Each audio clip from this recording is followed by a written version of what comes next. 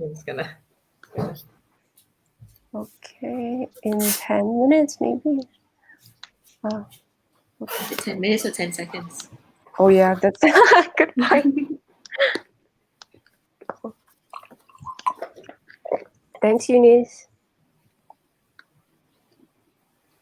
I can't see the chat if I'm on full screen.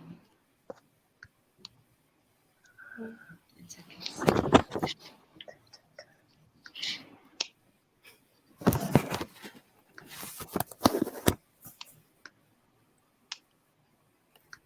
I think it says we're live. Ah, really cool. So welcome everyone to this live stream, which will also be recorded as a podcast episode on Onions Talk that you can revisit. So my name is Fie. I am an interdisciplinary artist and also organized this episode on alternative sustainable development in Southeast Asia. So I called it the People and Land story because there are enough conversations around tech and renewable energy investment, but not enough in the social care sector on how we can create more jobs with communities and for communities and also for the environment. And I wanted to just provoke this a little and open up this conversation so that we can have different narratives in this sustainability conversation. I have a very exciting and diverse panel with me today. Big thank you to all of you for taking time to do this. So I'm going to start off with a round of introduction. Juliana, will you be able to kick this off and introduce yourself and BGBG? Thanks, Fie. Hi, everyone. Juliana here. I'm from BGBG. So I've been with BGBG for the past 8 years. We were incorporated in 2012, so I've been with them from the beginning. And BGBG basically is a social enterprise based in Malaysia that focuses very much on environmental sustainability and community development. Cool. Z, do you want to go next? Sure. Hi, I'm Z. I'm one of the co-founders of Langit Collective. Langit Collective, we are a social enterprise based out of Malaysia. We work primarily with indigenous communities of Sabah and Sarawak, which is on the Borneo side of Malaysia, and also on a smaller scale with some of the Orang Aslis of West Malaysia. Our primary focus is actually we started off with economic empowerment back in 2015 when we were founded. But along the way, we have realized that the issues that we're actually tackling is a lot bigger. With the recent happenings of the pandemic and everything, we found that we're actually working towards building a more resilient food ecosystem around the world. And actually, we would like to start that from our own backyard. Yeah. Mm.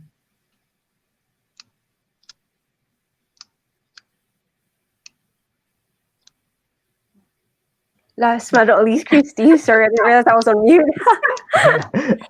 Yeah, I think that's like the number one phrase of the year. Either I'm on mute or you're on mute, right? Hi, everybody. It's a pleasure to be here. My name is Christy Davis. I'm based in Singapore, and I'm at the Lien Center for Social Innovation. We're a social innovation center hosted by Singapore Management University. We were established in 2006. And we are on a mission to drive social consciousness and enable partnership-driven innovation. So what does that mean? It means that we want to be a catalyst and facilitate and a power for positive social change, not only in Singapore, but in the region and beyond. So we seek to be a thought leader and a catalyst for this kind of change through thought. We offer thought leadership. We do evidence to action translational research.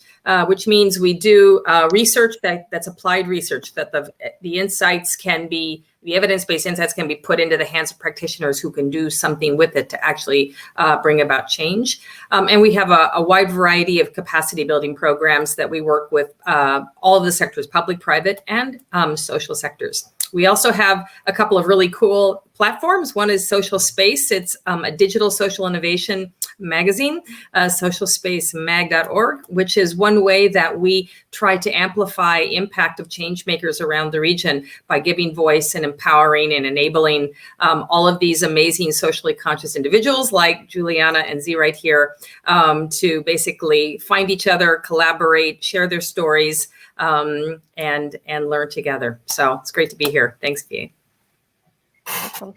So this episode was organized and born out of an urgency that I felt. Many countries in our region are developing extremely rapidly, yet whether or not this development is sustainable, that's a big question. So are we going to continue exploiting land, environment, and people at a very high cost to our ecosystem, or are we going to change that narrative? And what about investing in community care and community jobs? So Juliana, I know this is something that BGBG has been working on and have come up with innovative ways of tackling this to provide jobs within the community. Can you share the work that you're doing? Yeah, so one of the major, main project that we're running under BGBG is called the Beyond Bins project. And this is where we sort of tackle the plastic waste issue amongst the communities, also throughout the nation. We do this two-pronged basically. Like the main objective is to promote, of course, sustainability, getting people to be more conscious about their consumption, about knowing how to recycle, how to be able to reduce plastic consumptions, especially single-use plastic. So that's on the awareness and education side that we do. But the main part of it as well is actually from the income generation, alternative income generation actually to these marginalized communities. How we do this is basically through these projects that we get from corporates or from the clients. We engage with these communities. We train them how to use these small-scale plastic recycling machines that we have. We provide this machine to them, either placing it in their communities or provide them access to our space to use the machines. And then we sort of hire them as the makers or producers of these recycled products, which then goes back to the public also as part of the awareness campaign. So that's one of the ways that we sort of generate income for the communities. We also empower them with the different skills that comes within the training. So there's of course the machine use, which is on plastic recycling. We train them about sustainability, but we also teach them about entrepreneurship, having the entrepreneurial mindset, also sort of allowing them a platform or the means to get into e-commerce, for example, if they want to, so that they don't have to be only dependent on us for any projects to come in for this plastic recycling. They can also go out there and do it on their own. So that's under the Beyond Bin side. But BGBG also, we have a sister company, which is called Mereka. And through Mereka, although we may not directly be providing alternative income to the communities, but we do empower them through education as well. We run a lot of upskilling programs. We train them how to, sort of be relevant in this whole digital transformation thing, because we believe that no one should be left behind. And especially with all these programs now, we want to make it accessible to the marginalized communities as well, the youth, the adults, even for the younger kids also. So this is the kinds of programs that we run under our sister company, Mereka. And are these programs funded by the government? Not so much the government. It's more on the foundations, other international agencies as well. We also go out to private corporate funders to, whenever they want to have this sort of outreach, they engage with us to run these programs. And then in terms of sustainability of these projects, how much of an income does it provide for people in the community? Is that enough for a livelihood, or they would have to supplement it? For Beyond Bins, I wouldn't say that will be enough at the scale that we're doing right now. Because you see, it's one whole big cycle anyway, right? I mean, we can't provide them with the income if the corporates are not buying these products. So that's where our other role is also to create this awareness, to get the corporates buy-in, to get the public to be wanting this sort of change as well, so that whenever they have the buying power, they want the recycled products, then the community makers can make it. So it's one big cycle that we have to work on. I wouldn't say that it is enough. These projects that we give to the communities to sustain themselves, it is a supplement to the other jobs that they have. which we have spoken to these communities. They say it does help in giving the additional pocket money, and also like sometimes it gives the stability as well, because most of the communities that we work with don't actually have a stable full-time job. It's still very much based on projects. Cool. Sorry. Yeah, continue. So in terms of the Mereka education side, we have actually had started tracking impact in terms of financial impact to these communities that we work with.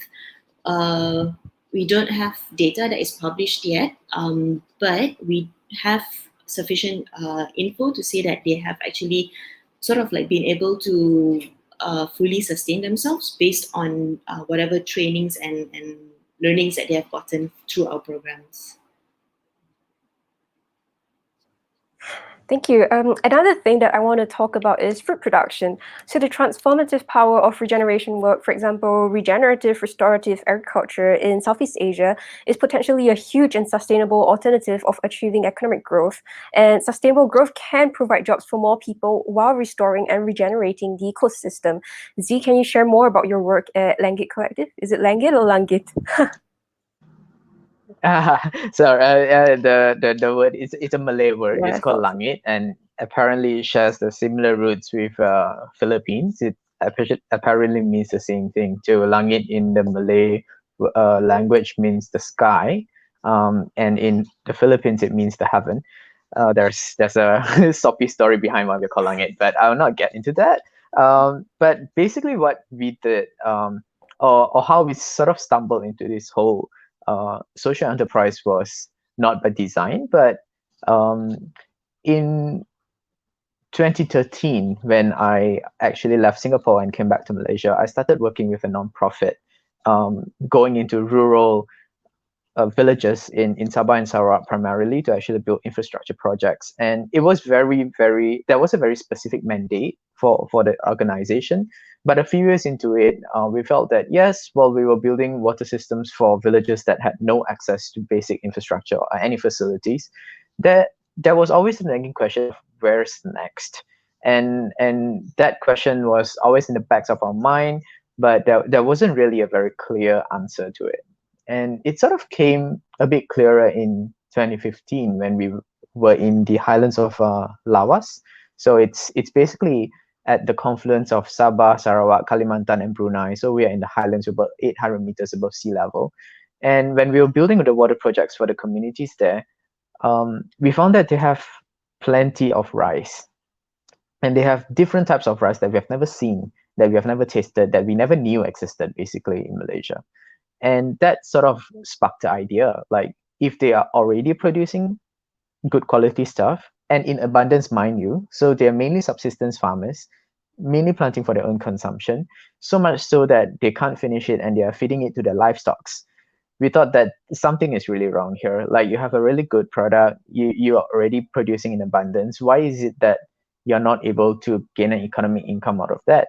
So that was when we thought that, okay, maybe we should link it up to the larger markets, basically the urban markets of West Malaysia in Kuala Lumpur.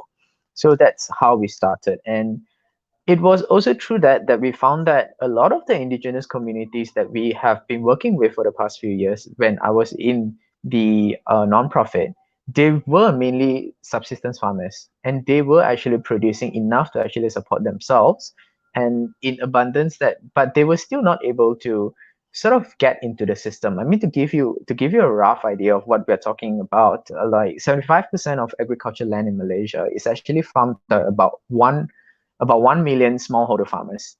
And this is the official statistics. But I can bet with you that there are a lot of villages out there who are not even within that 1 million that we're talking about, the subsistence farmers, for example.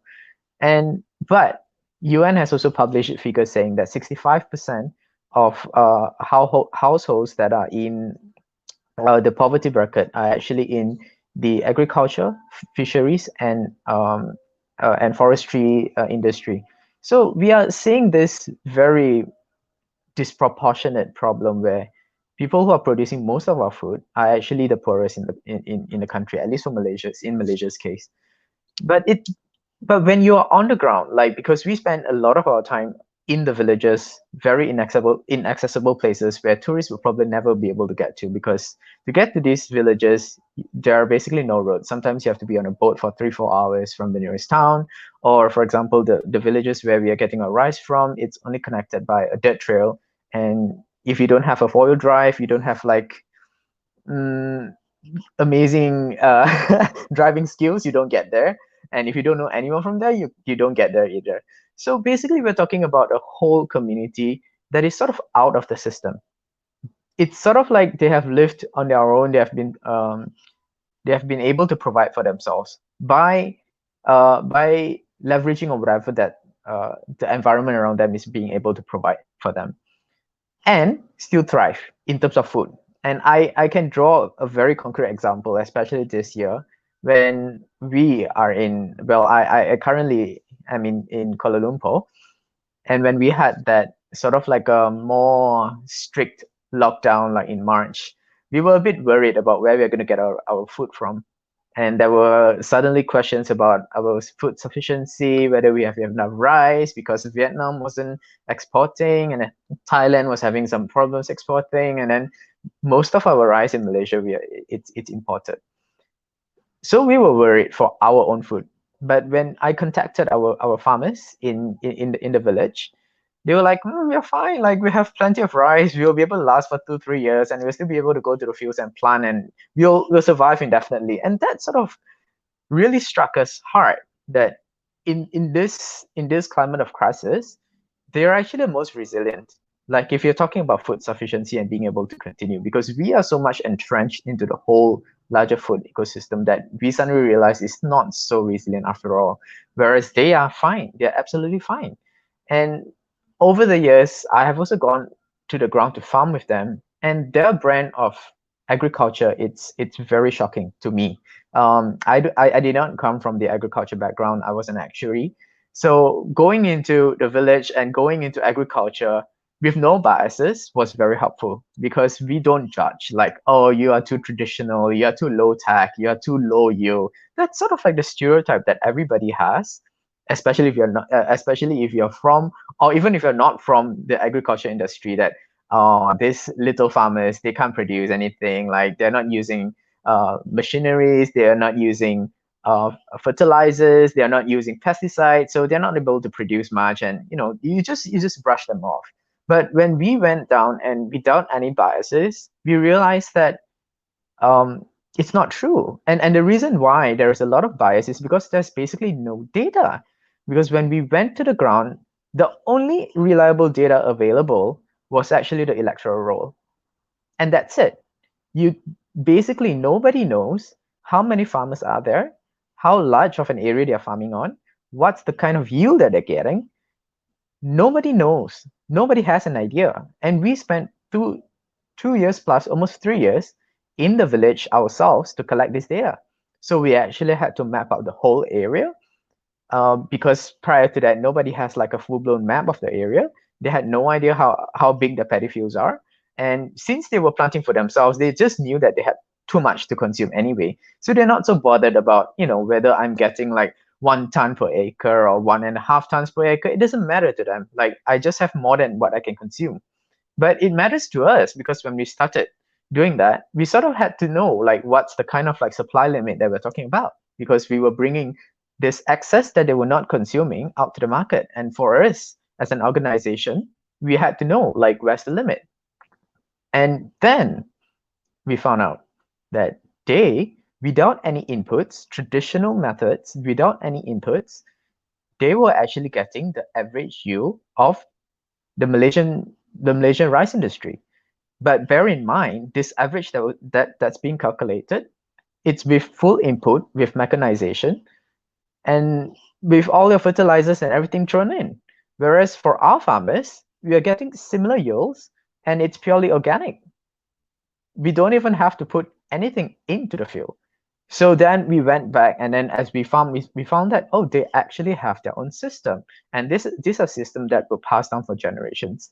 So let me draw you a more concrete example. So we our farmers and they actually use the buffaloes as part of their planting cycle, and we have a 6 months fallow period.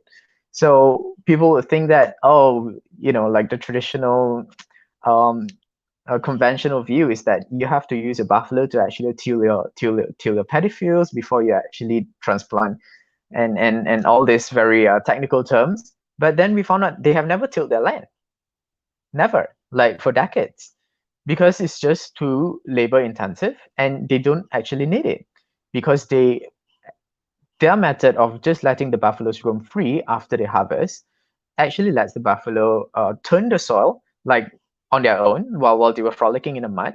And as they eat up the rest of the cut paddy, they defecate in that, and it actually refertilizes the soil in a very natural cycle. Like, you don't even have to have so much intervention in it.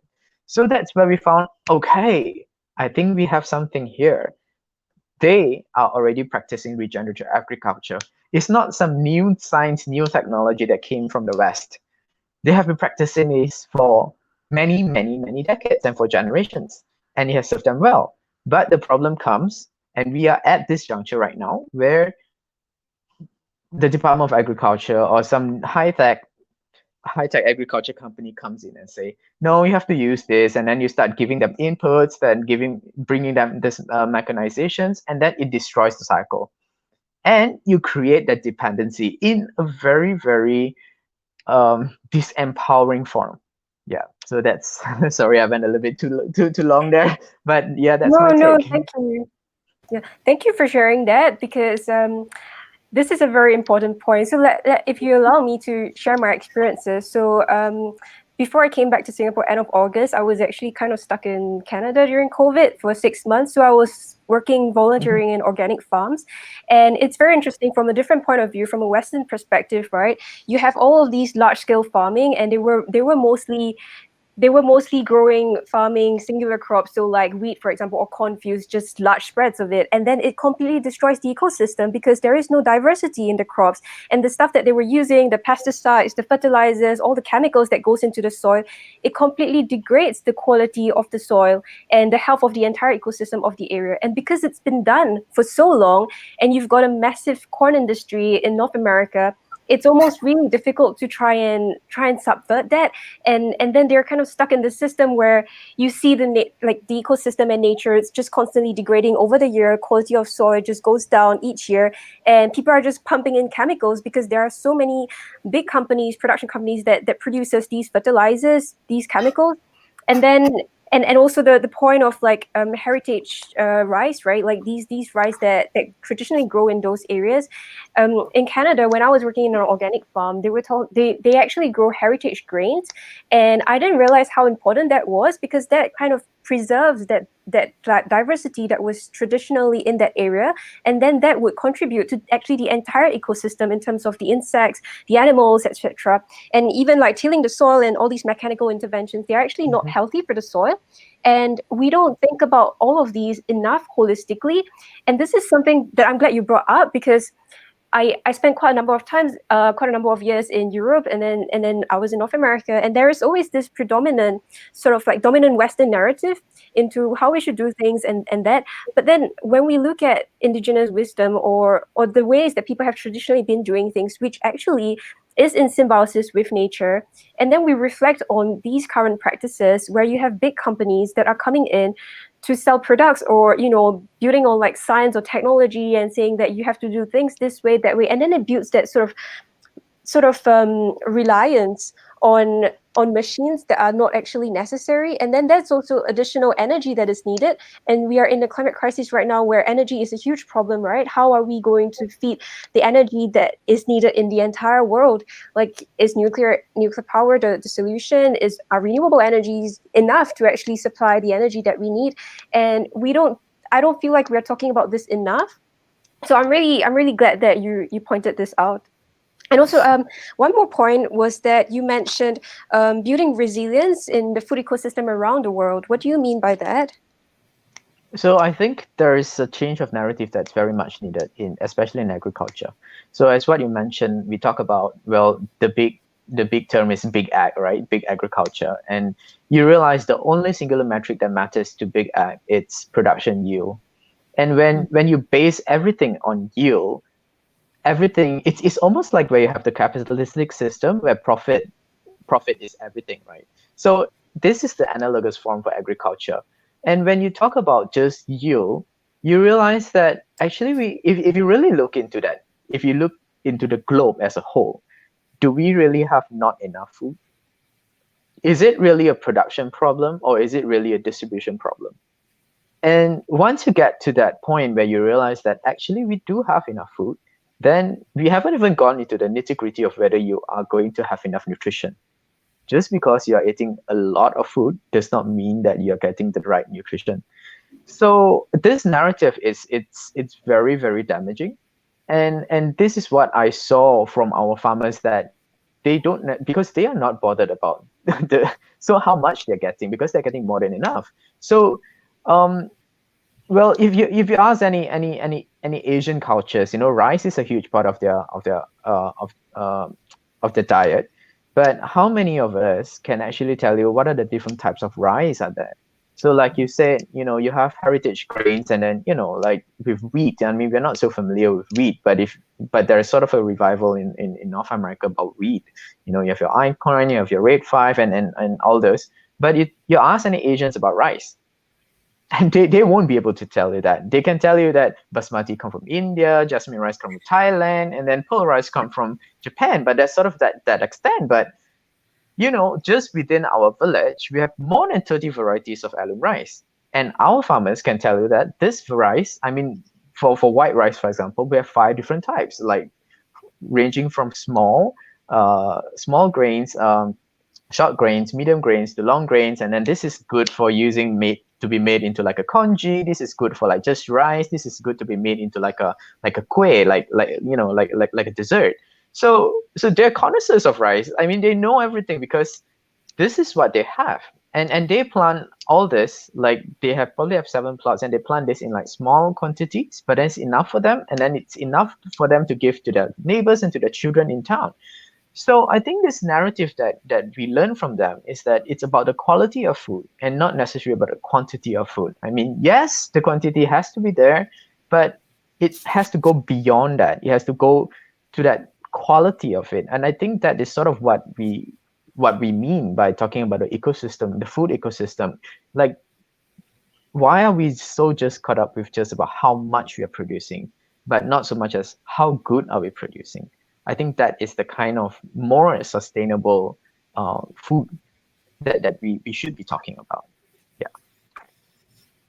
And also, there are statistics that say that large-scale farming, so like fruit or vegetables, fruits yield from large-scale farming actually has lesser in nutrient value than stuff that's done through organic farming or other means that works better. And also, I wanted to talk about carbon offset, ecosystem restoration and regeneration, because actually a lot of times when you look at farming from a holistic point of view, where it really takes into consideration the environmental balance, and also that balance between what the human can contribute or intervene to help with to keeping that the ecosystem balance, there is actually so much work that is being done in terms of carbon offset or maintaining that ecosystem, which we don't talk about enough. And when I was in Canada, I was talking to the owner at the organic farm that I was at, and they were also doing a lot of regeneration and restoration work, not just for the soil, but also through reforestation on their land, their property. And we were also kind of playing with the idea of how, they should be paid for the work that they are doing in terms of carbon offset and the work in maintaining the ecosystem balance. And I think this is also something that we have to consider and think about and talk about how this could potentially provide another sort of financial avenue for jobs to potentially be created in this area. And something else that I wanted to talk about was also, so for the farmers in those areas, is there a need for them financially to purchase other stuff? I'm just thinking of if they are self-sufficient in their community, in their environment, what is the impact of that intervention from the outside world? So 2 main things, actually. The first is healthcare. and the second is education. So these are two things that, as much as, they are still sort of geographically, well, physically isolated, it's just a matter of time, before they get connected to the larger system. And the work that we see that our work is very urgent in the sense that we sort of need to help them to realize, how important the assets that they have right now. So, for example, the forest that surrounds the field, that surrounds the village, because they provide like water, they provide timber for their houses, and these are natural assets that is irreplaceable. So that's the kind of things that we need them to actually realize, and they would still need a financial income mainly for, as I mentioned, healthcare. Although healthcare in Malaysia is, we sort of have like social healthcare in the sense, like you can go to the um, public hospital and you get treated, but to get down to the nearest hospital is 4 hours on a 4-wheel drive, and you only have 2 medical officers there, and for you to get to the next big hospital is another 6 hours drive away. And if you are going to get to that major city hospital, if you don't have any income, how are you going to survive? How's the person who's going to accompany the sick going to survive? Like you don't have anything to support you, and also your children, because there are no schools, there are no secondary schools in the village, so children have to go to the nearest town. And what about that then? You have other expenses that you incur, because when the children are in town, you have other expenses above and beyond schooling. So those are the immediate things. And I think for us, as I earlier mentioned, it's also understanding that how are they going to see their place in the new system, in the larger system, when they're finally connected. And it can be very detrimental if you just plunk this community that's so far been physically removed into the larger system. It's very confusing, and you go astray very, very easily. And I think what you brought up earlier on, it actually has a better term for it. It's called payment for ecosystem services, or payment for environmental services. So that is sort of the model that we actually built our social enterprise around. So by making sure that the excess produce that they're producing can actually generate income for them, hopefully, and they are already starting to see that actually they have to protect their water systems right now. I mean, they understand that the water systems in the village provides them with drinking water, and mind you, the drinking water is much better than what we have, because these are like natural streams, like probably like better than our mineral water. And for them to understand that it is a very important element for them to be able to produce the kind of quality grains that they're producing. So that's that financial incentive for them to be continuing to do what they're doing. Yeah. So one last point is on education. So we constantly sell the narrative of economic progress, right? And that this way of functioning, this capitalist system is the way to go, and that machines, technology, science, that's the way forward. And I'm just thinking of whether there are different sort of narratives in the education system, so that when these farmers send their kids through to schools, they don't eventually get brainwashed by the system, and technology has all its grand promises. And I wonder if you're doing anything in that aspect. Well, I think the education system, especially in Malaysia, is too much of a big issue for us to tackle. I mean, we have to choose our battles for to put it. Well, there's so many things that I would change, like in the Malaysian education system. If we talk to any Malaysians, but I think it's also not our place to actually dictate, what the community goes through. And what we can do is to actually show them there can be a different alternative, and that's sort of what we are doing right now. Because prior to our intervention, the only narrative for the village is that send your kids to school. They can only make it if they go down to town. But then it's not entirely true, because you have this sort of like lost generation where they don't have the social capital. Not all of them can make it in town, and they don't necessarily get very good jobs. Sometimes they're just odd jobs that barely pays the bills, and then a few years down the road they find that, why am I working so hard like in town, and I don't get anything in the end. I might just as well go back to my village where, I have my river, I have my forest, I can go and hunt, I have plenty to eat. I don't have to be scolded by my bosses. And but then they will have the problem when eventually they have a family and they couldn't provide for their kids. So what we are saying and what we are showing is that be a farmer, plant it like how your parents or how your ancestors used to plant them, produce good quality stuff that you're already eating anyway, produce them in more abundance, and then this can be a good career option for you. So we are trying very hard to show them that this is an alternative. And working with indigenous communities and especially rural communities, it's a whole different ballgame. You don't go and tell them this is how you should do it and this is the big dream that you'll achieve in 5, 10 years, 20 years. The projections don't mean anything. It's they believe what they see. And the reason why a lot of projects and a lot of organizations fail in these communities is because they go in and they go out like a helicopter, and you don't stay long enough to show them that this is what it can be. And we are only just starting to see that few first early adopters and early farmers that we're working with to start to have the pride working with us, like after 5 years, when they actually come over to KL and we brought them around to see some of the places where some of the high-end restaurants that were actually using the produce. And when the chefs came out and to talk to them and actually personally thank them for producing such beautiful grains, they were shocked. And the kind of pride that came out from their eyes, that's priceless. That's priceless, because before this, they always think that, what do I know? I'm just what? Yeah, well, in Malay, we just said we are orang kampung, or we are just someone from the village. What do I know? You city folks are smarter.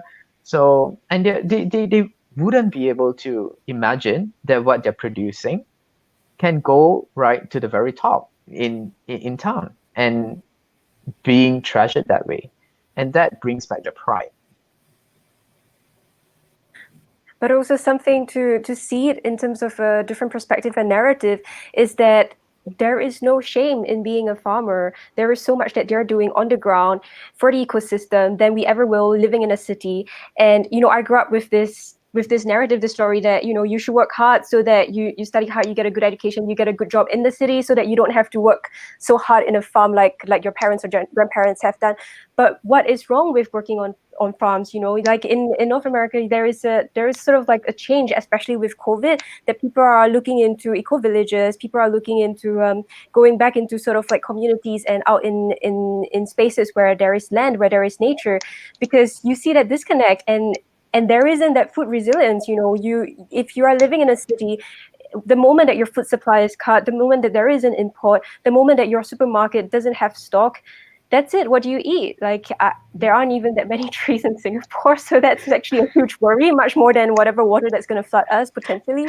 So that's something that we have to think about and reshape the way that we think, in terms of our relationship with work and also with nature.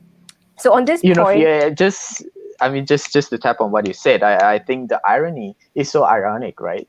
Our villages are off grid, and they are off grid by not by choice. And then you have as you said, like in North America or like in some Western countries where people are opting to go off grid, and because they think that that's the lifestyle that they want to go to. So why are we? I feel like we're coming back full circle. Right. And you basically, well, if you look at some Europe and maybe North America, like they have lost it. They lost the forest.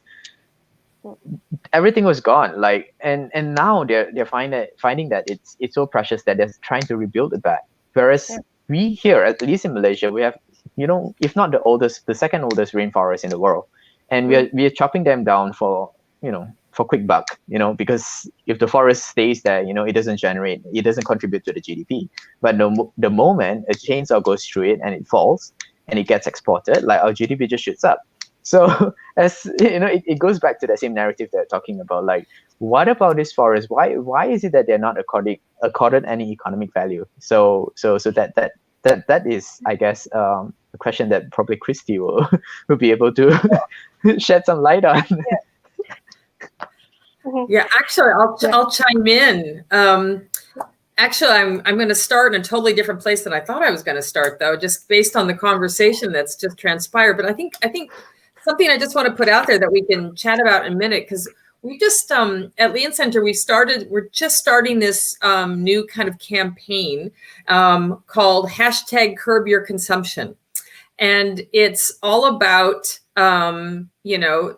excess, and excess of consumption, but it's targeted at young people. And so then so I'm looking at both Juliana and Z, and just you both have mentioned consumption. You both have mentioned excess. You're both in this amazing space where you are both very innovative in your own way, and in the space that you are working. But I'm also struck at you have very high levels of consciousness, if I can use the kind of a smushy word, around this. And so actually, I really want to ask you both, what are you doing to help shift people's way of thinking and their mindsets from, like Juliana and the whole plastic thing. I read somewhere recently that like 90% of plastic is not recycled in the world. And we see it in Asia, on the beaches, right? And I'm just thinking, how do you not be overwhelmed by that number and what the task that you have taken up? But it's also to help people think about how they're using plastic, much less how we recycle it, right? And Z, I'm thinking when you were talking about, just looking at the farmers and what their lives are like and their well-being, how healthy they are. And I mean in mind, body, and spirit. And, I have a favorite definition of innovation, which is by an NGO called FHI 360. And they say that innovation is anything that's different from standard practice that has the potential for radical social, environmental, or economic impact. So that's innovation. Now, I'm into social innovation, but still anything different from standard practice. So what's interesting is you could argue, Z, that big ag has taken over, and because they're looking for, as you said, it's volume, right? It's production, and that becomes standard practice. And then you go into these communities where it's the methods that they've been employing for, generations, and somehow that is seen as innovative, when it's actually the way that they've always done it. But it has become different from standard practice, So what I'm struck by, and Thea, then you're whether it's decarbonization or then there's education, and oh my gosh, there's all this stuff, and it's so complex. This ecosystem is so complex, and so I think Z, at the end of all this, you just said, you know what, you got to pick your battles. And so you each have identified, this is what I'm passionate about. This is where I can make a contribution. Boom, that's where I'm going to work. So I think what I'm struck by is I'm working, I'm not executing, I'm sitting in, hosted by a university that wonderfully has an ethos of meaningful impact. So they teach the core, business and management, curriculum to the students. But making meaningful impact and equipping students to be able to do that is part of the ethos of the university, which is why someone like us can exist, and can thrive, hosted by university. So I think, okay, what do I have to offer to people like you guys who are on the ground? You've got your sleeves rolled up, and you're in the communities, you're working with people, and you're changing people's lives by working with them. So let me just pull everybody back up to about 10,000 feet for a moment. I do have some examples, but I'm going to shift gears. So I want everybody I don't know how many people are out there listening, but just take a breath for a minute, because I'm going to move into a different lane, maybe a different highway for a moment, and then we'll come back. But what I want to talk about really briefly is just this ecosystem of social innovation and social impact in Asia.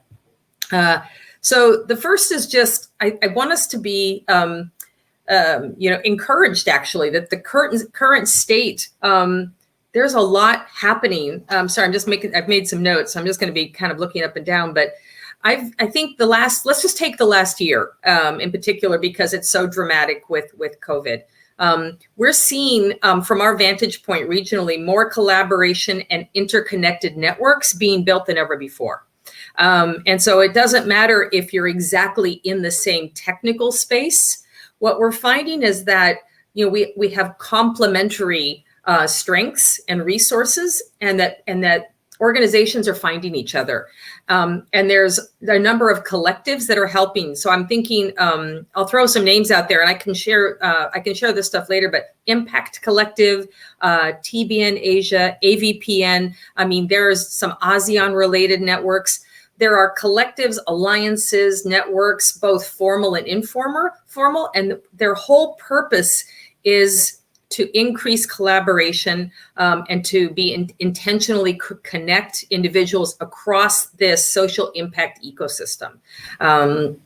So that's one thing. And so a part of that is for, investment and funding, but it's actually, you've got people solving the same problem in different parts of the region or even different parts of a country. And actually, if we can hook people up, then we get a multiplier effect and economies of scale, and people can work more efficiently. So that's something that we're seeing. We're definitely seeing growth in social and purpose-driven businesses. You guys have been around for a while, but we're seeing an explosion even in the last year where you'd think, oh my gosh, there's a lot of folks, struggling, which we're seeing that, of course. But you've got people that see problems, and what do? They come up with, this is the perfect time for social innovation to thrive, because people see problems and they want to go solve them. So we're seeing a lot of entrepreneurs and businesses, and they're being supported by exactly the organizations that we just mentioned, the collectives and the different associations and the accelerators and that kind of thing. And there's still money out there. There is money out there. People, impact investors or grants, philanthropists. It's still out there. It's just shifting. Where it's coming from and where it's going to is shifting. So there are resources. And then the other thing we're seeing is an increase of conversations in interesting dimensions. So here's a good example where I'm sitting with the three of you who are nothing like me, and maybe you're not like each other. I don't know if we even know that, except here we are for this 90 minutes. We've come together because we have something complementary that we can share. And I think all of us can take something away, and hopefully whoever's out there listening to us, hopefully everyone can take at least one new thing away. That, oh my gosh, I'd never thought of that before. Or, oh my gosh, I need to meet her or talk to her. And that makes this 90 minutes, worthwhile. I definitely, so I do, it's speaking and panels and things like that. But what's really interesting is some of the invitations that my teammates, my colleagues and I are getting are coming from to talk about this kind of stuff: social innovation, collaboration, partnerships, multi-sector partnerships. It's coming from new places. So for example, in the last month, I spoke at a Bank Indonesia forum. It's a big regional, a big leadership forum. And they're talking about collaboration and partnership, as opposed to where you're going to invest. And another was with the ASEAN, it was in their disaster management area, and they're talking about disasters and humanitarian responses, and they're talking about the power of collaborating and partnering in that space for a more effective response. So it's all over. It's not just here in plastic or agriculture. It's all over, which is really exciting. Other trends that we see is definitely kind of mentioned earlier about just social entrepreneurship, definitely picking up. And in response, venture philanthropy, social impact investing, mentioned that already. We're seeing some new multi-sector partnerships and perhaps unconventional coalitions. I've seen it in the retail space. Really an interesting Earth Fest was a virtual Earth Fest was held in September. But it was some fashion companies that were promoting, swap for the earth, swapping clothes, but they also had not just traditional sustainability, but also social sustainability. So they had, a number of different folks come in, including us, talking about the sustainability of people and human beings, in addition to the sustainability of the earth and the environment. So we're starting to see some interesting things happen there. And something else that one of my colleagues who's from KL, she might be listening, Tasnim originally from KL, and she'd heard of both of you guys. Yeah, I see you guys know. She's a fan of both of you. But she was telling me about two interesting things. She was telling me about Animal Crossing. Do you guys know this? Do you know this game? Or it's a virtual game, Animal Crossing, video game, social simulation, right? Okay, so I know this sounds really strange, but she said it's played a really unusual role helping people connect in both personal and strategic ways. So she was talking about this year during Ramadan, how many Muslims around the world missed out on their breaking fast with one another. And so they would go into Animal Crossing to hold their iftars or their break fast meals on their Animal Crossing islands. Okay. I have to say, I've only been in Animal Crossing once. I don't really know what she's talking about, but it's been very effective. And it's being used in a number of different ways. So that's pretty cool. I know I'm wandering off on a tangent, but I think that's allowed, right? The other thing is we just see a lot of people sharing, tapping the strengths that they have, tapping the resources they have, being really open to share and to barter, if I can use that term, and I think that's where, Thea, sometimes I think we had talked previously about, there's, how do we move from a mindset of scarcity, a scarcity mindset to one of abundance and generosity. And I think we're seeing, people are frightened. People are losing their jobs. People have lost their families. They can't see around the corner. What's the future hold, especially when we're not out of the woods on this thing yet. At the same time, we've seen this groundswell of generosity of spirit. And I think, I don't know if there's a mindset of abundance, but I've definitely seen that. So I think it's really important that it's not just about the money, which granted, I understand that's important, but we see a focus on silver linings as well. Yeah, so the needs are changing. Obviously, we're all upside down. Technology is facilitating all sorts of connecting, whether you're, off grid, and connecting however you connect when you're off grid, to I don't know, Animal Crossing and stuff like that, But I think it's important that technology, we tend to think of tech as this, kind of magic, silver bullet. And it's actually just a tool, it's just a tool. It's just a vehicle for other solutions. I think that's really important to remember.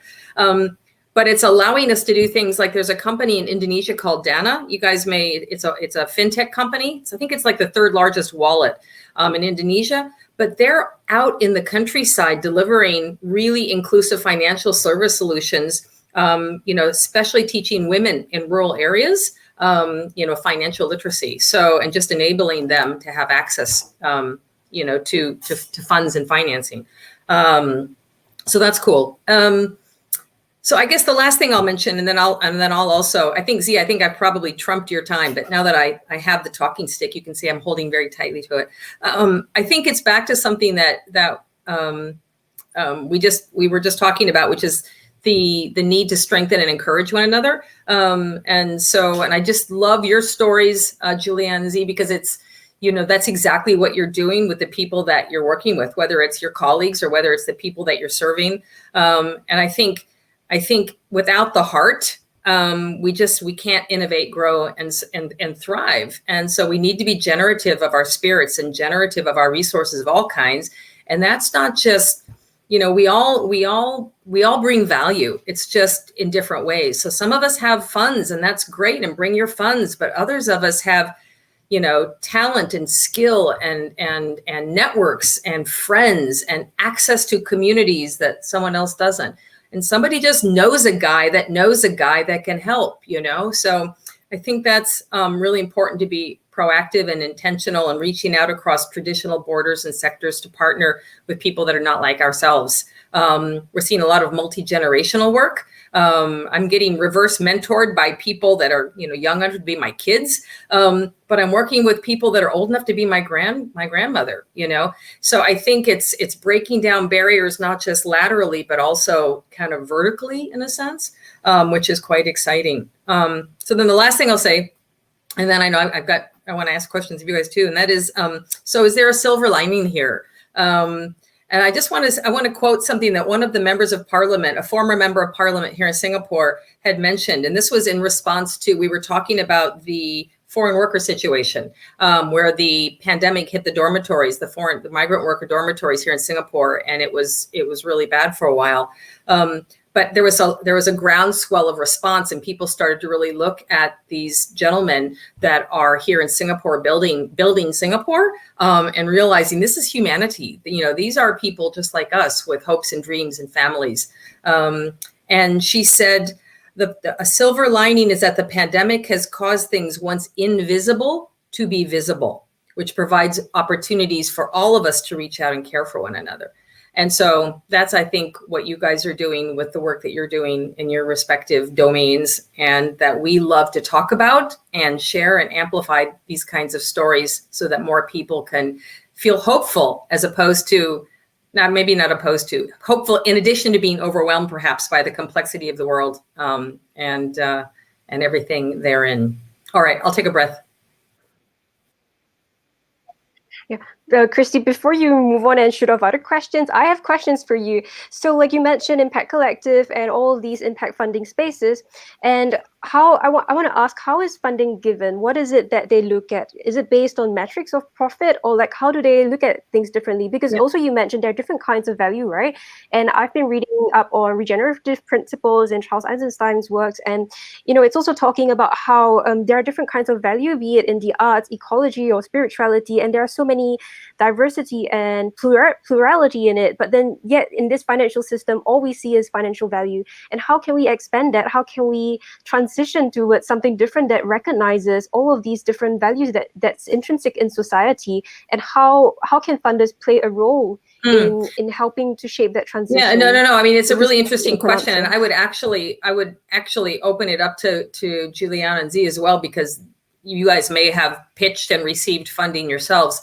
I think from my vantage point, I mean, number one, it's never going to be perfect, in the sense that as long as we have, capitalist systems, which I'm not saying that that's bad or wrong, but as long as you've got publicly traded companies that have shareholders to answer to, then you're going to have some degree of what you're describing. It's a priority for profits. Having said that, there is no question that even in your big publicly traded companies, the move to the triple bottom line approach, to looking at ESG, to thinking of stakeholders versus shareholders, I think the days of Milton Friedman, the business is business mode, I think that's gone, generally speaking. I think now the friends and the colleagues that I have in multinationals in particular, there's no question that they need healthy communities in which to operate and in which to sell their products and hire their talent. So they can't afford to just have a single-minded approach to profit only, profit first. Now, I'm not naive. I mean, I hear myself, but I will say that CSR, by whatever name you want to call it, sustainability, corporate responsibility, it's alive and well. And I think actually we're going to see it emphasized more through this as we come out of the pandemic rather than less. Now, how companies choose to respond to that and respond to the communities in which they're living and working and operating, that's a whole nother conversation. But I would say I'm encouraged by it. I think it's a good thing. Back on the impact investing side, actually, I mean, there's a lot of resources out there. I mean, I'm thinking AVP and Asia Venture Philanthropy Network is a great start, but just to look at what do impact investors look for, what do impact funds look for versus a straight venture capitalist, or some other kind of funder. So, I mean, they've got a longer horizon. I think they're willing to put, patient capital forward. I mean, I'm not an impact investor. I have friends that are. That would be another interesting conversation all on its own. But there's a lot of free resources out there right now. And there's a lot of these kinds of webinars. There's pitch competitions. I mean, we have a group at SMU that does this. So I think it's, it's a variety of things. But actually, I would actually turn that question over, what they look for, to these guys, Julian and Z. Have you guys pitched for funds from an impact investor? And what did they ask you that seemed to be different from, I mean, aside from the fact they want to know what social impact, or that angle, as opposed to just what your profit margins are going to be, right? Well, I actually just want to reinforce what you said. You foresee that there's going to be a lot more of these sort of funds going on moving forward, right? I've actually witnessed this myself as well. Even during this pandemic thing, there's a lot of funds that just opened up just for these sort of social innovation sort of things to support the communities, to support people like us, like social enterprises, NGOs, to be able to have this impact that we do. So yeah, I just want to reinforce that. In terms of what do they look for, I wouldn't say that there's any special question that jumps out. They do normally just look for, I mean, okay, you can sort of see which sort of funders would go for the larger scale impact, and which one really wants to sort of impact a smaller group of people, but make sure that it's a proper change to their lives, proper positive change. So it really depends on the projects also. We don't normally propose for projects and promise the world, because we know our limitations as well. And the funders are definitely not dumb. They would know as well, with this certain amount of money, how much impact can you actually make? So it's up to us basically as the implementers or the executors to sort of be wise with the funds that you get, not just do everything on your own. And this is where both your points come in, right? The power of collaboration, to work with different people who's got different skill sets from you. Like Z said, you choose your battle. If I'm tackling communities and plastic, and Z can come in with your food stuff, and other people can come in with education, for example, why not work together, pool in our resources, and just have a collective impact. So yeah, Yeah, I would like to just echo what Ju said, and I think, especially at least, the Malaysian social impact, whatever you want to call it, SIN, it's really small. So if you last long enough, you sort of get to know everyone, and everyone knows that it's not easy. So I think probably that's why we are sort of the underdogs, right? So you tend to be a lot more open to collaboration. I guess nobody is that confident enough to say that I've solved it, right? I have all the answers and all the solutions. So I think definitely that's the spirit that I get the sense of, at least in the space. And even if it's not formal collaboration, just bouncing off ideas, or maybe just seeking some form of social mental support, when you go through the rough patches, those are really helpful too. But there are certain, from personal experiences, we do have both extremes in terms of funders, whether they are impact investors or they are, just basically angel investors who wants to do some good with the money. On one of the extreme is that there are people who have, loose cash lying around, and they just don't mind parking it anywhere. But then the onus is on us to actually make them understand that, you're not going to be saying seeing a payback period of 3 years. You're talking about 5, 6, 7, 8 years. And if you're really in this for the money, then it's probably not for you. So it's us being able to really vocalize that, and to have the confidence to say that, yes, I need the money, but if it's not a good fit, then we can't be working together, because then the whole relationship is just going to sour. I mean, from the very beginning. And I think it's a process. It's a process, right? You don't get there. I mean, if a funder is used to 12% per annum return, and you tell them that no, you're not going to get that, and you're going to see 7, 8 years before you see any returns. It takes a little bit of getting used to. So, and on the other hand, where you have funders who comes in and say, "What, I'm giving you this amount of money, and you have, and how many people are just helping?" Like they're just so caught up with numbers, right? So, I've been to one of these talks where they said that if you're not impacting anyone more than 3,000 people, you're insignificant. So you can't even qualify for what we call an inclusive business or something. And in that same forum, I really loved what one of my peers said. It said that it doesn't matter if you want to call yourself an inclusive business, you call yourself social enterprise, you call yourself an impact. It doesn't matter. Just get the work done. Just do the work. Why? And you realize that a lot of these what badges and these kind of names, we don't it's not something that we thought about it for ourselves. It's a lot of what people up there, like in the ivory towers or in the larger ecosystem, wants to brand us with, so that they know how to box us in.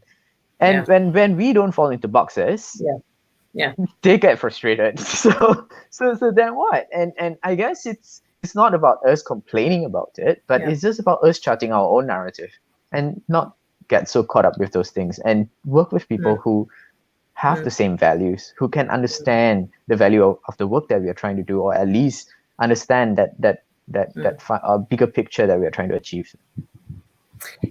Actually, just something on that. I think it's really interesting, and it's really important that we continue, however, to try and bridge the gap of language. And I'm not just talking about like an English speaker to an English speaker, or a Malay speaker to a Malay speaker, whatever you are. It's actually that inherent where what's value? I mean, you're not even, impacting 3,000 people. You are insignificant. Yeah. I mean, it's like, is that helpful? It's not helpful. If you don't want to invest in me, fine, then go on to the next guy. But it's like, how can we find ways, to just be a little bit more, and I think it's changing. I definitely think it's getting better. I mean, I know impact investors, and they're risk takers. Actually, I think that's probably inherent of most impact investors. And they have their priorities. They want to see impact, right? And that's really, do we have the patience for that? But I definitely see language issues, the lost in translation thing, and so I think there's still a lot of work to be done to bridge the gap between he said, she said, or they said, or whatever. And it's, you think you're trying to communicate, but you're missing it. So, yeah. But Christy, on that point, actually, there is this thought that always bubbles up or boils up whenever these things happen. It's like, if you're serious about it, follow me and see how I do my work. And I don't even have to explain it so explicitly. Like, you can just, if you're there, you see how we work, how we talk to the farmers, and what we talk about, how you approach it. I think so. Do you have a hard time getting investors to come out with you? Well, the thing is, we actually have to reject some investors because I think sometimes the expectations is you have to set that kind of expectation. I mean, we welcome. I mean, prior to this, like we are so happy if anyone actually wants to come to the village with us. And one of our, in fact, an international funder, we only got it because she came to the village and saw how we worked with the community. And it's not just about sending in like a beautifully written grant application. It's also actually showing that you are what you have written. When you say that you know your community, you actually know your community, and that's very apparent. Like if you just walk through the village, and you can't fake that, And when you see that, you sort of won't ask what in, for want of a better word, like stupid questions, things that you assume this is how it should work because the world that you have lived in has always worked like that. But like, hello, the world doesn't always have to work in that one way. Just because you have buses or MRTs running every two minutes, that doesn't mean that it's the same for the rest of the world. So how can you make that assumption?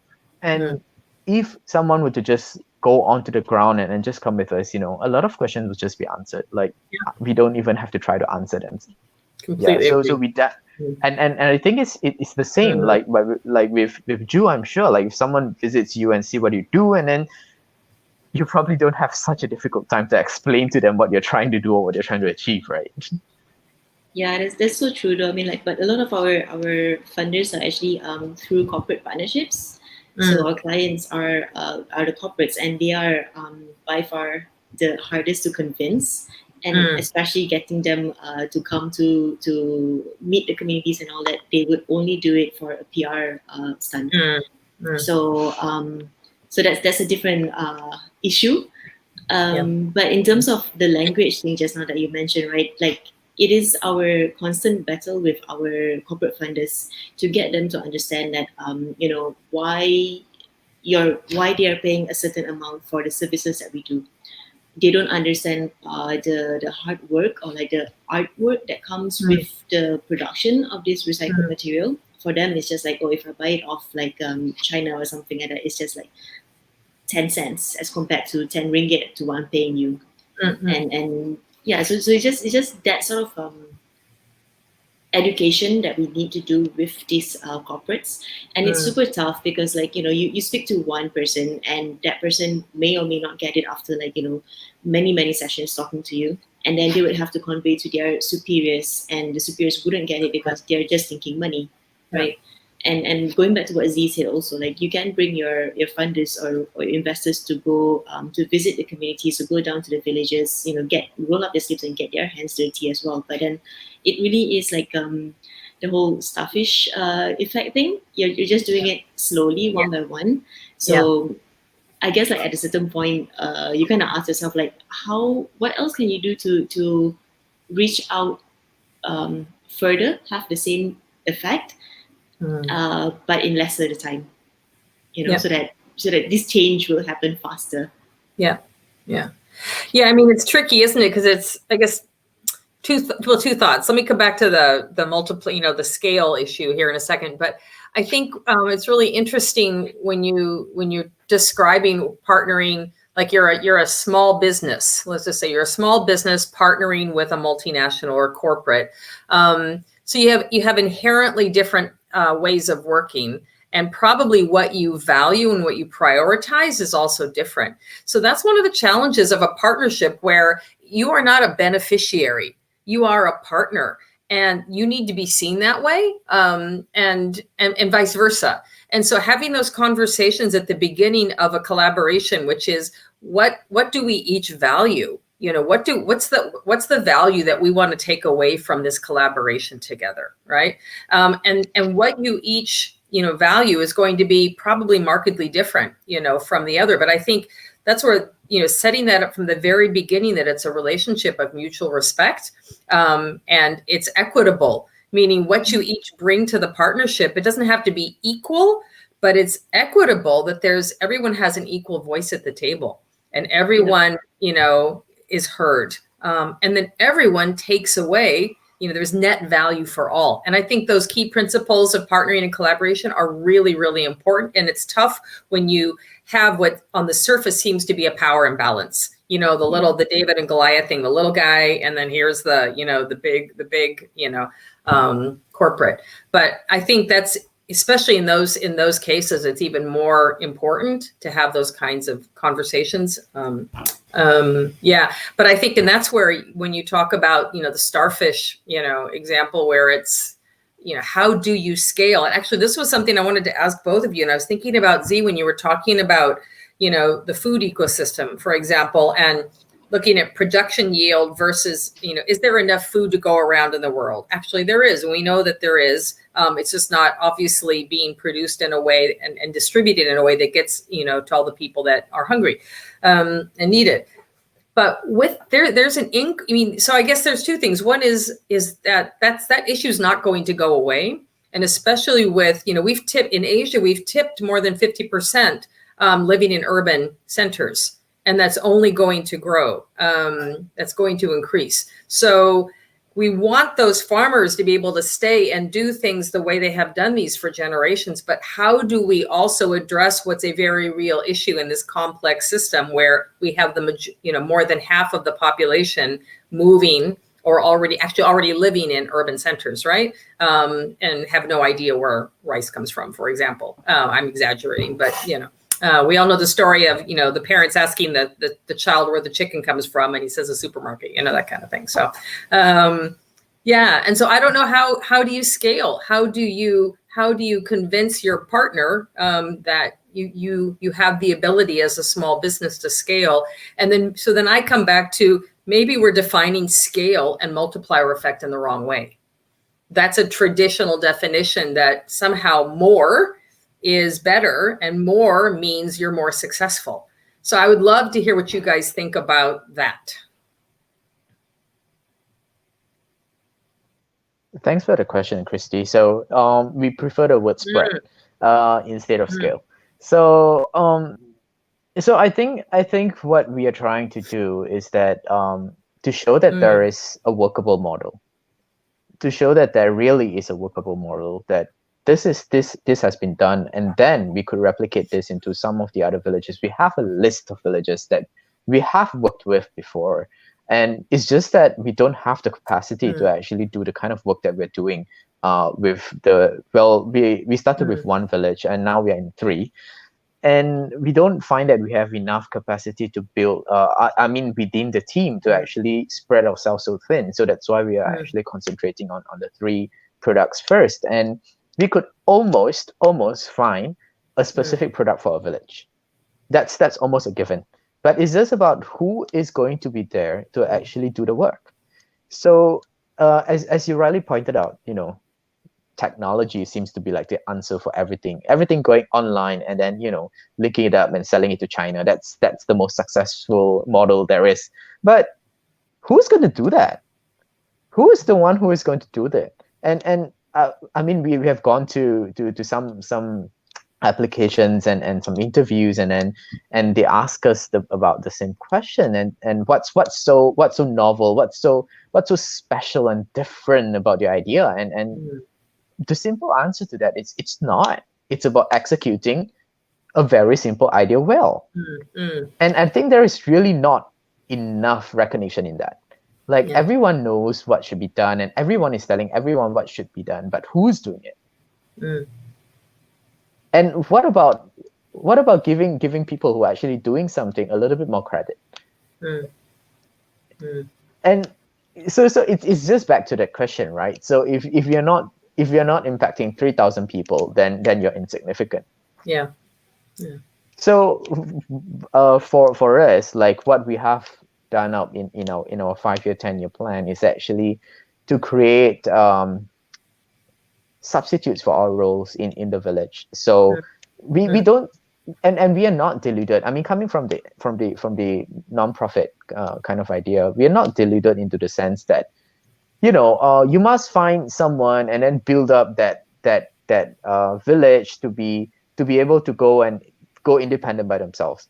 It's not going to happen overnight. You probably need one generation. Like if we start, with a young chap who is probably just out of school right now, and to bring that person to get the kind of exposure to really understand and what you mentioned much earlier on about consciousness, about what's the larger conversation happening around the world, that probably takes a decade.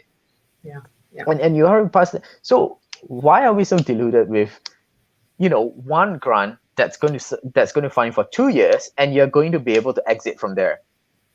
And that's why a lot of these projects fail, and they don't see the light of day because they're so far in the village, and projects come and go, and they are not anywhere better after 2 decades. Yeah.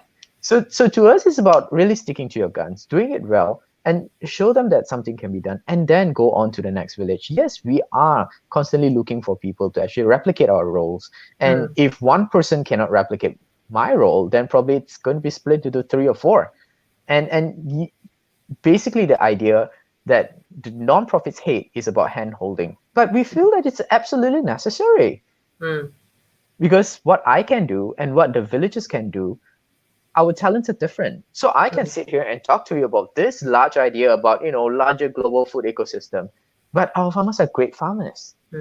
And why is it why should they be the ones sitting here telling you all this? I mean, it's going to be great if they can do it, but maybe we should really, the theory of comparative advantage, like maybe there's a little bit more merit in like age-old economics, right?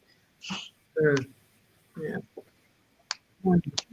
Thank you, Z, for pointing that out. It's really important. I worked in the social sector back in France, and I think a lot of times people who are working in this change-making space don't realize enough that the communities they want to support, they can best support it in terms of long-term sustainability when they support them to gain the independence to actually do the work themselves, instead of always being the outsider coming in to help a community. So that was really important to point out. We're kind of running out of time. I want to end off with a question that I ask in all of my podcasts, which is that if there is one thing that one person can do to create change in this world, what would it be? Juliana, do you want to go first? You. Z and Thanks, I are Phil. breathing a sigh of relief, I'm sure. If there's one thing a person can do to create change, right? I would always say, if there is one thing, is to just have this mindset of to just start. Yeah, I mean, like the only person who is stopping you is really yourself, and like what better time to do it than now, when you're driven to do it, when you're really like, if you think you need to do it, if you feel like it's a calling, then just start. Don't let doubts, or don't let other people's questions to stop you from doing what you think is right to do. Christy, do you want to go next? Sure. Okay, thanks, Juliana. I had a minute to think about that very big, profound question. Actually, the first thing I'll just go with the first thing that popped into my head, and that is to be generous, to give, just give the good things that you can give. We all possess them, and to give to others freely, to give to others abundantly. Because generosity is one of those paradoxical things where the more you give, the more comes back to you. I'm convinced of it. I'm sure it's been scientifically proven somewhere. So when we look for someone else's well-being, however that looks, then we enhance our own standing, and that just recharges our batteries, and we can do it more and more. If we all did that, then we'd all be in a lot better shape, I think. And Z? Well, thanks, Ju and Christy. Like, I had 2 minutes to think about that. But yes, coming from a totally unbiased point of view, like definitely from the food food topic that I'm so passionate about. It's my child. Well, it's very simple. Like, take an interest to know where your food really comes from. I mean, think of this challenge, pick one meal, and then identify the ingredients that goes into that meal, and then find out what's the percentage of the ingredients that where it actually comes from. And I'm not saying that this comes from Japan or this comes from Thailand and that's it, but can you trace it down to the farmer? Can you trace it down to how many how many loops it has to go through before it actually arrives on your plate? Just think about that. And if you can't identify like 90% of it, then you're actually just like the rest of the world. But if you can actually identify 30% of it, you're doing pretty well. If you can totally identify where everything comes from, you probably planted it. So if everyone can have that kind of awareness, I think a lot of our food system will just become better. It will just naturally become better because you will make a much more conscious choice in what you consume. Yeah. This is really also about our relationship with nature and how do we reshape that relationship, that narrative, and also looking at how the ecosystem exists as a whole, and that when we think about sustainability, we have to think from a really holistic point of view that each well-being, be it or human beings or animals or nature, everything comes together and plays a part. And if any one part, any one component isn't well, then the whole ecosystem will eventually suffer. And moving forward, I think it's really important to keep that in mind. Also now with the pandemic, people are stretched in work, a lot of people depending on the field or industry, and that is going to have some sort of domino effect somewhere else. And something else that I kind of want to talk about with the remaining time that we have is that, so for Anyan's talk, it's actually not just a podcast. I started it with a sort of workshops on sustainability, but really I started an international network for socially engaged practitioners end of 2017. And then since then, I've been connecting people who are working on the ground, kind of mostly started with an artistic point of view. So people working in theater, arts, and also a little in urban planning.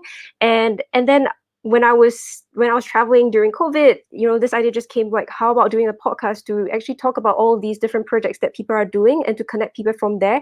So at any point, if in the podcast there is someone interesting that you want to connect with, just let me know. And this is an open invitation to, even people out there who are listening, and I will make the necessary connections. Something that I'm also working on right now, which I think, Christy, we can work more together moving forward, is that I'm trying to connect people to build a sort of supportive ecosystem and to encourage interdisciplinary and intersectional approaches and collaboration.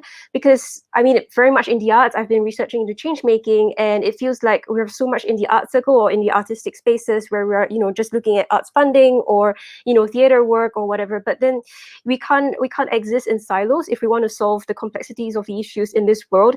And I wonder what sparks can come out of interdisciplinary exchange, where people who are working in completely different fields come together and really think about how is it that we can work together? How can our skills benefit each other, and how can they create new sparks or new energy, synergy moving forward? And what would that look like? So something that this is actually the start of a conversation series that I'm going to plan out for over the next couple of months and probably over 2021. And there is an event at Gilman Barracks called Renew Earth Sweatshop that I'm working with Post Museum. And it's also done by a lead artist called Veron. And we are going to have a sort of conversation both at that in the exhibition over the next 19 to 29 of November. So Christy, if you're free, do join us. And this would be sort of like a contact point, the first starting contact point in which we bring in together people who are working in the change making space to just come together, connect with each other, and build those personal relationships and see how moving forward, how can we go from there? Because it seems like, at least in Singapore, you have all these different communities, activists, people working in sort of like urban farming, and then people who are in the arts or whatever, and it just feels like there isn't that connection and those conversations that's going on intersectionally. So something that I'm trying to do is also to see how I can bring people together better. And also, one thing that is really important for me is how can these conversations continue? Because I feel like, even in the pandemic, there are all these conversations and it's like, okay, I'm going to go to the Zoom call, and then everyone's really hyped up and we talk about a lot of stuff. And a lot of times, actually, we talk about things that, everyone already knows, especially in the sort of Zoom setting where you are attracting people who actually understand these issues. But how can we reach people? First, how can we reach people who are indifferent or don't care or don't know enough? How can we activate, I guess, critical awareness and reflection on the situation that we are in right now? And how do we actively engage? How do we activate our community second? And how can we work together? So these are the things to sort of like keep in mind. If there is any proposal that you have sort of moving forward on how things can be brought in together, do let me know. And then there may be parts that Christy and we can work together as well with what you do at SMU, and also we also do have another podcast to record. So yeah, do let me know. And I don't know if anyone wants to share any last things, but really, I really appreciate the time that you're giving for this and for being present, because it's so important to be present in times like now when there's so much happening, and just holding that space for these conversations, for people to be heard. I think that's really important. Yes. Thank you. You're welcome. Thank you, Fee. I think that was a great pulling it all back together. You're so right when you say, like, whenever we have conversations like this, everyone is pumped up and things like that. But then we're kind of like really talking amongst ourselves. Like, it's our own bubble. Is the people out there outside of the bubble that we need to reach out to? And that's what we want to do as well. Like, just enlarge the bubble, get more people in this bubble, right? And if you have means for that, if you have platform for it, I'll be happy to jump on it as well. Just let me know what we can help you with. Yeah. I completely echo Ju, and Fia, thanks for doing this. And just something that popped into mind, like from the arts and my personal experience with doing what we're doing, it's like we lack aesthetics, and that's, I think, something that what the arts industry could actually supplement us with. So especially if we have campaigns or maybe even product development, I think definitely from the arts industry, whether be it the film, the design, that will actually be a great collaboration with the work that we're actually doing. Yeah. So there's one question. Hello, fellow panel members. May I please ask what are your views about the role of early childhood education in raising sustainability awareness? Thank you in advance. Anyone wants to? Huge That's role. another podcast. Well, I have something to share about this. So I was invited to give a talk on fair trade, and believe you me, it was actually to a bunch of 8-year-olds in an international school in KL. I was shocked. It was part of the curriculum that they were doing fair trade for a month. Well, obviously with an 8-year-old, like, you don't go beyond, like, having like a logo and it's only a chocolates or a coffee or bananas, and people brought in. I mean, we don't have a fair trade.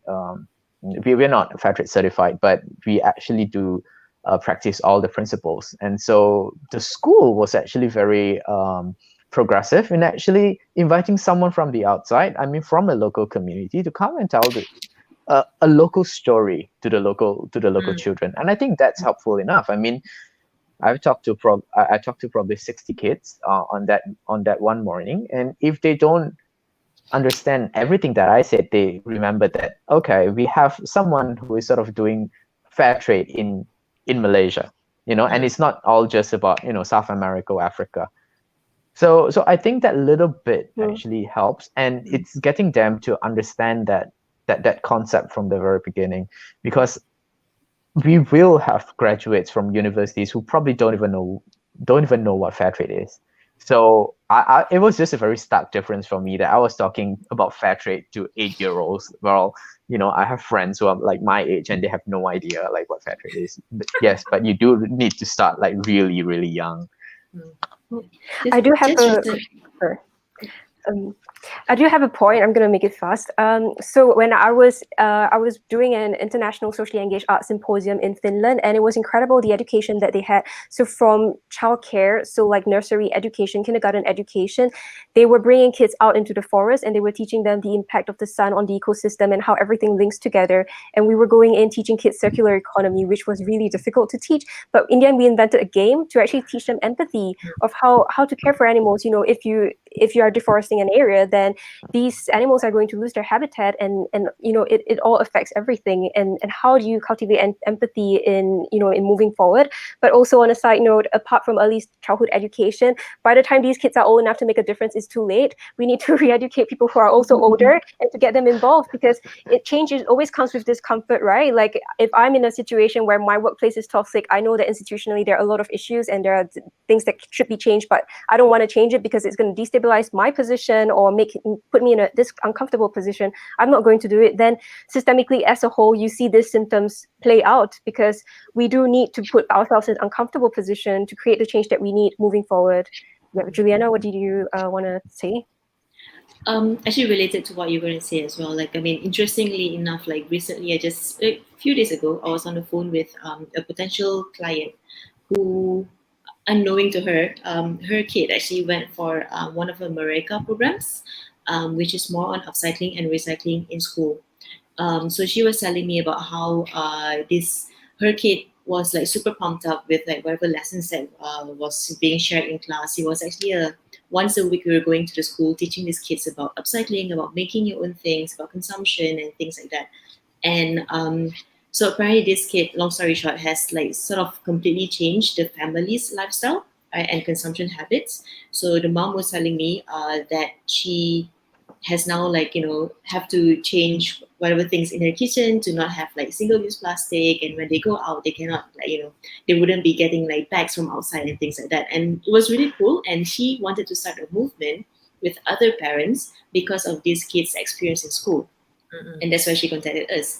And I mean, it was just funny that it all came back at one full circle, but then it was like very nice to know also on our end that there is actually impact in reaching out to kids in from school itself, because they will go back and change their parents, which then sort of like I guess like answers your question about like changing the adults also, right? Yeah. You know, I think it's just it's interesting. I think it's really important. I think it's really important to start young, because I do think the kids take it home and they educate their parents and their grandparents. But I think it's also not just environmental sustainability, but social sustainability. And we talk about consumption. But you know, a friend of mine was saying recently, he was observing kids. He's my generation, so middle age, and was looking at, he was on campus somewhere and was looking at youth and how they were, you know, reusable straws and, you know, this kind of stuff. But then he'd watched that, he was observing that they left the room with the aircon running and the lights on type of a thing, you know, and it's like, okay, so how do we help young people connect the dots, that it's not just, okay, you can, you know, use a recyclable straw or no straw over here, you know, but you're still buying your bubble tea over here, or you know, leaving the lights on or whatever. So I think it's really complex, but I think it's just important to just continue to chip away at it. You know, whether it's a fair trade, you know, presentation in a school, or you know, a child and a parent. I mean, I think that's so cool. And Julian, that's a good example of, there's your starfish that actually just gave birth real fast, and all of a sudden you've got a beach full of starfish, right? So yeah. Okay, Z. So now it's called spread, not scale. I'm going to remember that. That's cool. Okay, it's we kind of overran for 5 minutes, so I'm going to just end this off. Thank you so much for all of your time. Have a really great evening. I will send you a follow-up email. So yeah, that's it for today. And this episode will be recorded and uploaded on Onions Talk podcast. Thanks so much, guys. Thanks, everyone. Love meeting you. All right, take care. Thanks, everyone. Have a good Take care. evening. Bye. Bye.